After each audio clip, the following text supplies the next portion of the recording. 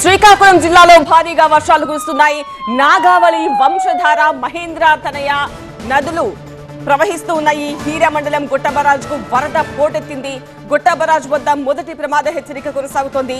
బోడాల కాల్వ ప్రవాహంతో 15 గ్రామాలకు రాకపోకలు బందాయంటే అక్కడ వరద ఏ స్థాయిలో ఉందో అర్థం చేసుకోవచ్చు. శ్రీకాకుళం జిల్లాకు రెడ్ అలర్ట్ కొనసాగుతోంది. శ్రీకాకుళం కలెక్టరేట్ లో కంట్రోల్ రూమ్ ఏర్పాటు చేశారు.